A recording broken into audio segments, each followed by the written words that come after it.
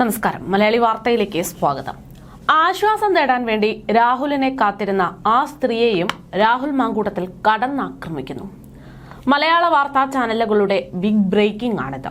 പക്ഷേ പൊളിയുന്നുണ്ട് പോലീസിന്റെയും ഭരണകൂടത്തിന്റെയും cinema style script. Congress പാർട്ടിയിൽ നിന്ന് പുറത്താക്കപ്പെട്ട രാഹുൽ മാങ്കൂട്ടത്തിനെ പിടിക്കാൻ വേണ്ടി രാത്രിക്ക് രാത്രി പാഞ്ഞെത്തുന്ന പോലീസിന്റെ ഉദ്ദേശം എന്താണ് കേസെന്ന് ചോദിച്ചപ്പോൾ പോലും അതിന് കൃത്യമായിട്ടുള്ള ഒരു മറുപടി പോലും നൽകാതെ നാടകീയമായിട്ടുള്ള രംഗങ്ങൾ. സിനിമാ സ്റ്റൈൽ റെയ്ഡ് പോലെയാണ് കഴിഞ്ഞ ദിവസം രാഹുൽ മാങ്കൂട്ടത്തിനെ അറസ്റ്റ് ചെയ്ത് കൊണ്ടുപോകുന്നത്. ഈ പോലീസിന്റെ നടപടികൾ ദൃശ്യങ്ങൾ കണ്ട് ഞെട്ടി നിൽക്കുന്ന കേരള സമൂഹം. മൂന്നാമതായും ഒരേ പാറ്റേണിൽ തന്നെ രാഹുൽ മാങ്കൂട്ടത്തിനെതിരെ പരാതി വരുന്നു എന്നത് ഇവന് വേറെ പണിയൊന്നുമില്ലേ എന്ന് ചോദിപ്പിക്കുന്ന ഒരു സാഹചര്യത്തിലേക്ക് ഒരു കൂട്ടത്തിനെ എത്തിക്കുന്നതാണ്. എന്നാൽ ഇതേ സമയത്ത് ഇത് കേരളം കണ്ടതിൽ വെച്ച് ഏറ്റവും വലിയ രാഷ്ട്രീയ ഭീകരതയുടെ നേർക്കാഴ്ചയാണ് എന്ന് മനസ്സിലാക്കുകയാണ് ഒരു വശത്തുള്ള ജനങ്ങൾ. സ്വർണ്ണക്കൊള്ളയുടെ നിർണായകമായിട്ടുള്ള വിവരങ്ങൾ പുറത്തുവരുന്ന സമയത്താണ്, അല്ലെങ്കിൽ പുറത്തു വരാൻ പോകുന്നു എന്നുള്ള സമയത്താണ് ഇത്തരമൊരു അറസ്റ്റ് എന്നതാണ് പോലീസിന്റെ ഈ നാടകങ്ങൾ പൊളിക്കാനുള്ള പ്രധാന കാരണമായിട്ട് ഇപ്പോൾ രാഷ്ട്രീയ നിരീക്ഷകർ വ്യക്തമാക്കിക്കൊണ്ടിരിക്കുന്നത്. ജനങ്ങൾ നെല്ലും പതിനും തിരിച്ചറിയുന്ന കാലത്താണ് ഇത്തരമൊരു നീക്കം എന്നത് ആ ഒരു നാടകം പൊളിക്കാൻ കാരണമായി എന്നതാണ് ഏറ്റവും വലിയ തമാശ. സ്വർണ്ണത്തിളക്കം CPM-ലേക്കും ആ ഉന്നതരിലേക്കും വിരൽ ചൂണ്ടുന്ന സാഹചര്യത്തിൽ മാങ്കൂട്ടത്തിനെ അറസ്റ്റ് ചെയ്തു എന്നുള്ള ബിഗ് ബ്രേക്കിംഗുകൾ വരുന്നു. പിന്നീട് എന്താണ് ഉണ്ടായത്? പോറ്റിയെയും പത്മകുമാറിനെയും കടകംപള്ളിയെയും വാർത്തകളിൽ നിന്ന് കാണാമറയത്ത്. അതുവഴി ജനമനസ്സുകളിൽ നിന്നും ഇവരുടെയൊക്കെ പേരും ഈ സ്വർണ്ണക്കൊള്ള വിവാദവും വിഷയവും ഒക്കെ നീക്കാം എന്നായിരിക്കണം ഒരുപക്ഷെ ഇത്തരം കഥകൾ മെനയാൻ ശ്രമിച്ച കൂട്ടരുടെ പ്രധാനപ്പെട്ട ലക്ഷ്യം. പക്ഷേ അത് ഇവിടെ വില പോയിട്ടില്ല. ജനങ്ങൾ കാര്യങ്ങൾ മനസ്സിലാക്കുന്നു എന്നുള്ളതാണ് ഏറ്റവും വലിയ യാഥാർത്ഥ്യം.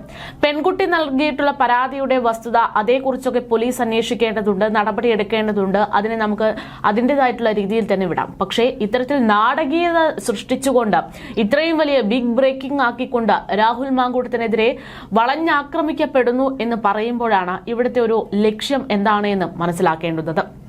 എന്തായാലും അത്തരത്തിൽ വാർത്താ പ്രാധാന്യമേറിയ രാഹുൽ മാങ്കൂട്ടത്തിനെ വളഞ്ഞാക്രമിച്ച് വാർത്തകളിൽ ഇടം പിടിച്ച് രാഹുൽ മാങ്കൂട്ടത്തിനെതിരെയുള്ള പരാതി ഉയർന്ന സാഹചര്യത്തിൽ കടകംപള്ളി ചെറുതായിട്ടൊന്ന് രക്ഷപ്പെട്ടു എന്ന് വേണമെങ്കിൽ പറയാം.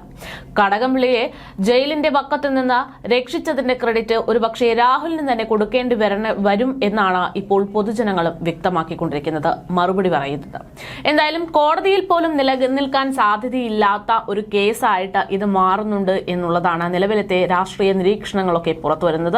അതായത് പോലീസിന് പോലും കൃത്യമായിട്ട് അറിയാം ഇത്തരത്തിൽ എന്ത് വലിയ രീതിയിലുള്ള അറസ്റ്റുകളും നടപടികളും ഒക്കെ ഉണ്ടായാൽ പോലും ഈ കേസ് കോടതിയിലേക്ക് എത്തുമ്പോൾ അത് കാര്യമായിട്ട് വില പോകില്ല എന്ന്. പക്ഷേ അങ്ങനെ വ്യക്തമായിട്ട് പോലും പോലീസ് എന്തിന് ഇത്തരമൊരു അറസ്റ്റിലേക്ക് നീങ്ങി എന്നുള്ളത്, അല്ലെങ്കിൽ ഈ രാത്രിക്ക് രാത്രി തന്നെ പോയൊരു അറസ്റ്റ്, കേസിനോട് പൂർണ്ണമായിട്ട് സഹകരിക്കാമെന്ന് പറഞ്ഞിട്ടുള്ള രാഹുൽ മാങ്കൂട്ടത്തിനെ ഇത്തരത്തിൽ രാത്രി തന്നെ പോയി അറസ്റ്റ് ചെയ്തതിന്റെ ഗൂഢലക്ഷ്യം എന്താണ് എന്നാണ് ജനങ്ങൾ ചോദിക്കുന്നത്. എന്തായാലും വിശ്വാസികളെയും ജനാധിപത്യ വിശ്വാസികളെയും ഒരേപോലെ ചതിച്ചിട്ടുള്ള സ്വർണ്ണക്കൊള്ളക്കാരെ പോലും 5 സ്റ്റാർ ഹോട്ടലുകളിൽ താമസിപ്പിക്കുന്ന ഒരു കൂട്ടരാണ് രാഹുലിനെ ഇത്തരത്തിൽ വേട്ടയാടാൻ വേണ്ടി അദ്ദേഹത്തിന്റെ ഉറക്കം പോലും കിടത്തിക്കൊണ്ട് രാത്രിക്ക് രാത്രി ഇങ്ങനെ ഒരു അറസ്റ്റ് ചെയ്തതെന്നും അതിന്റെ ദൃശ്യങ്ങൾ CCTV ദൃശ്യങ്ങളടക്കം ഒരു സിനിമ റെക്കോർഡ് പോലെ പുറത്തുവിട്ടിരിക്കുന്നത് എന്നുള്ള ഒരു വലിയ രീതിയിലുള്ള ആക്ഷേപം ഈ വിഷയവുമായി ബന്ധപ്പെട്ട് പുറത്തേക്ക് വരികയാണ്.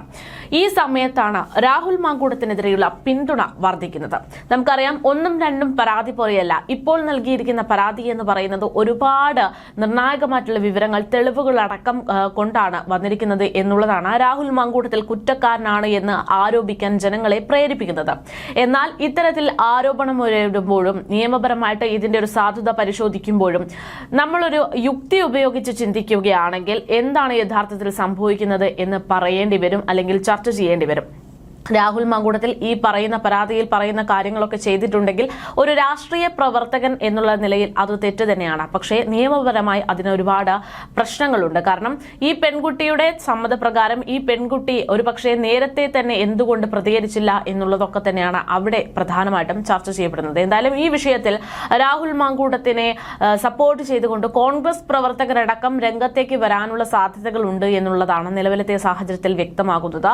ഇന്നിപ്പോൾ ബലാത്സംഗ കേസിൽ അറസ്റ്റിലായിട്ടുള്ള പാലക്കാട് MLA രാഹുൽ മാങ്കൂട്ടത്തിനെ പിന്തുണച്ചുകൊണ്ട് പത്തനംതിട്ട ജില്ലാ UDF പഞ്ചായത്ത് അംഗം ശ്രീനാദേവി അടക്കം രംഗത്ത് വരികയാണ് എന്നുള്ളതാണ്. സാധാരണഗതിയിൽ അതിജീവിതകളുടെ ഭാഗമാണ് കേൾക്കുന്നത്. പക്ഷേ ഇവിടെ രാഹുൽ മാങ്കൂട്ടത്തിൽ വിഷയത്തിൽ ഒരു രാഷ്ട്രീയ പ്രവർത്തകൻ എന്നതിനേക്കാൾ ഉപരി നിലവിൽ ഉയർന്നു വന്നിരിക്കുന്ന പരാതിയിൽ നിന്നുള്ള വിശ്വാസ്യത കുറഞ്ഞതുകൊണ്ട് മാത്രം അതിജീവിതന്റെ ഭാഗം കൂടി കേൾക്കണമെന്നും താൻ അവനൊപ്പമാണ് എന്നുമാണ് ശ്രീനാദേവി ഇന്ന് വ്യക്തമാക്കുന്നത്. ഫേസ്ബുക്ക് ലൈവിലൂടെയാണ് അവരുടെ പ്രതികരണമുണ്ടായത്. രാഹുൽ മാങ്കൂട്ടത്തിനെതിരെ ഉയർന്ന പരാതികളിൽ പലയിടത്തും സംശയങ്ങളുണ്ട് എന്നവർ ചൂണ്ടിക്കാട്ടുന്നു. ഒന്നാമത്തെ പരാതിയിൽ പീഡന ആരോപണം നിലനിൽക്കില്ല എന്ന് കോടതി പറഞ്ഞിരുന്നു.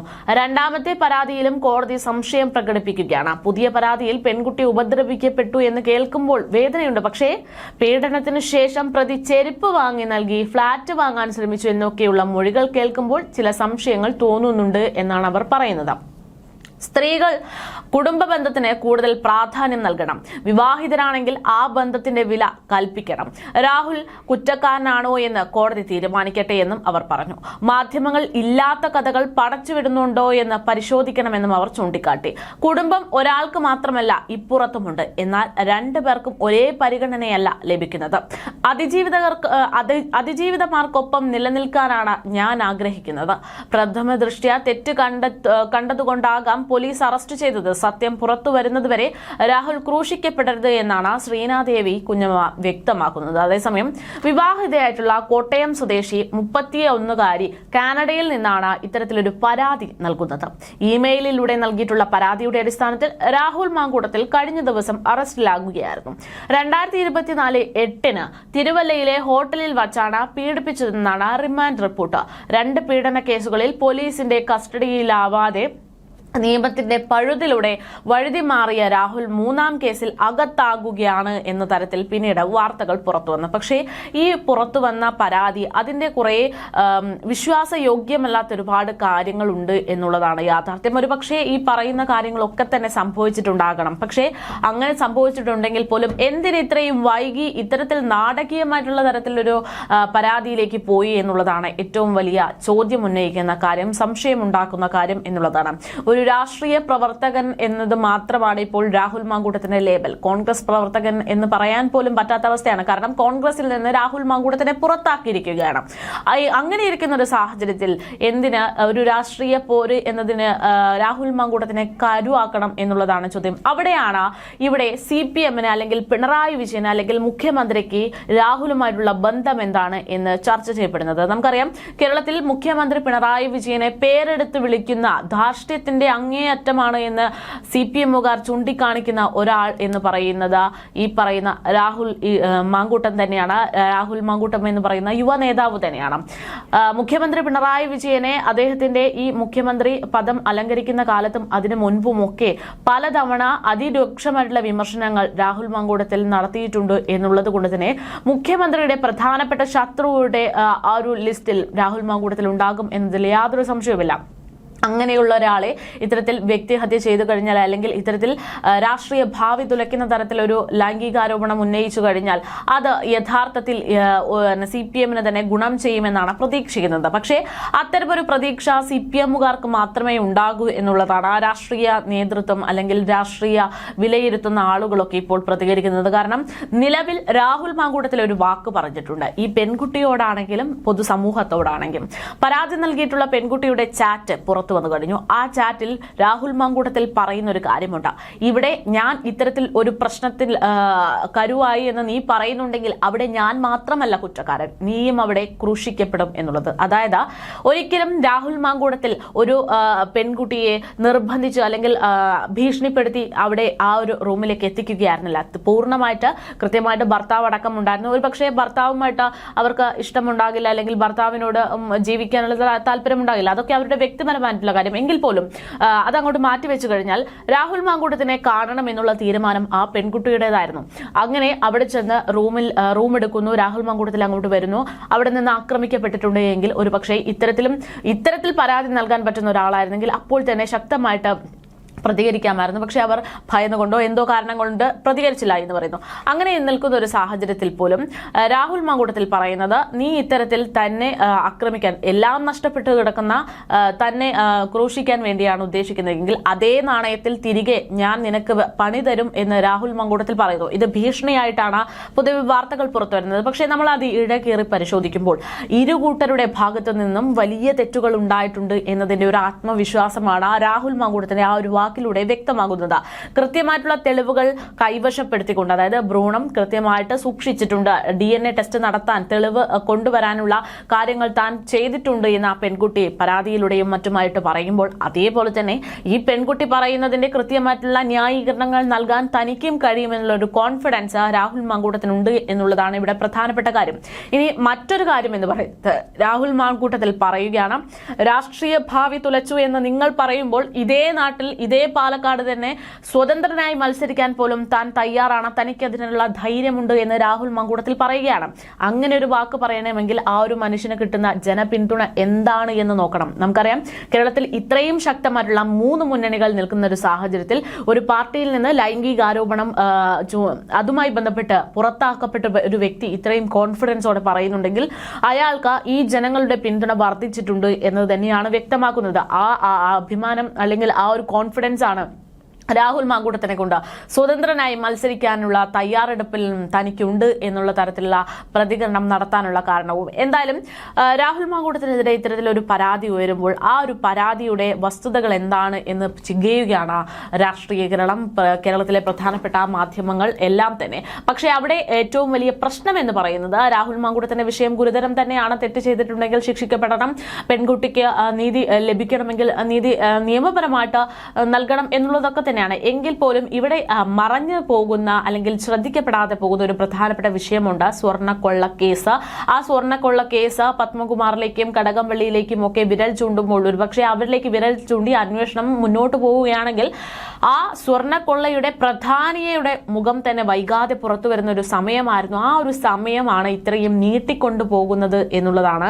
ഇത്തരത്തിലൊരു വിഷയം വരുമ്പോൾ രാഹുൽ മാങ്കൂട്ടത്തിലേക്ക് അന്വേഷണങ്ങളും ശ്രദ്ധകളും ഒക്കെ ചെലുത്തുമ്പോൾ സ്വർണ്ണക്കൊള്ള കേസ് അതിന്റെ വേഗതയിലടക്കം മാറ്റം വരുന്നു, അല്ലെങ്കിൽ അതിന്റെ ഒരു പ്രാധാന്യം കുറയുന്നു എന്നത് പൊതുജനങ്ങൾ മനസ്സിലാക്കുന്നുണ്ട്.